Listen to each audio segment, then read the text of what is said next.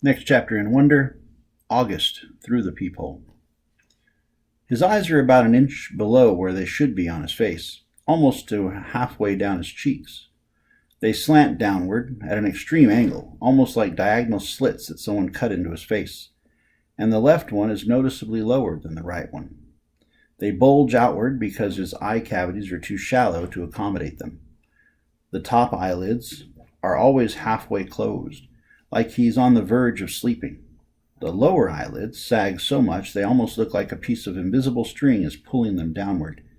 You can see the red part on the inside, like they're almost inside out. He doesn't have eyebrows or eyelashes. His nose is disproportionately big for his face, and kind of fleshy.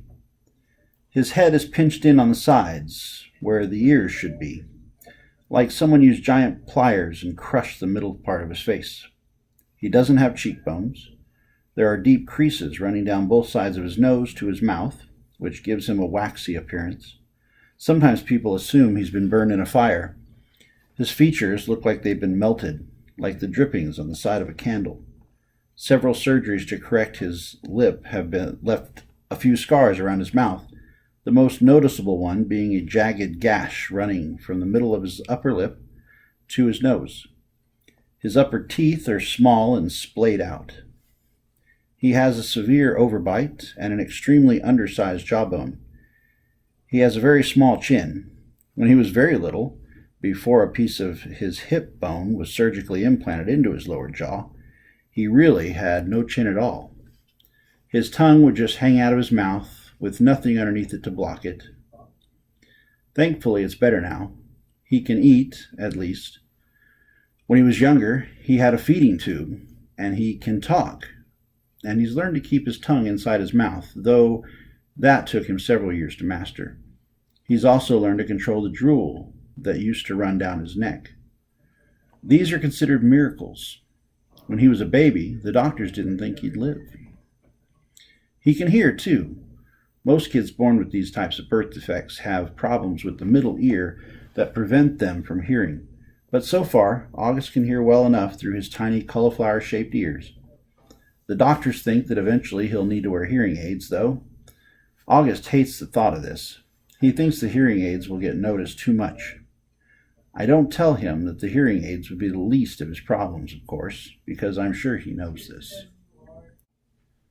Then again, I'm not really sure what August knows or doesn't know, what he understands and doesn't understand. Does August see how other people see him? Or has he gotten so good at pretending not to see that it doesn't bother him?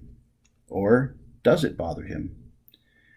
When he looks in the mirror, does he see the Augie mom and dad see, or does he see the Augie everyone else sees? Or is there another August he sees? Someone in his dreams behind the misshapen head and face. Sometimes when I look at Gran's, I could see the pretty girl she used to be underneath the wrinkles. I could see the girl from Ipanema inside the old lady walk.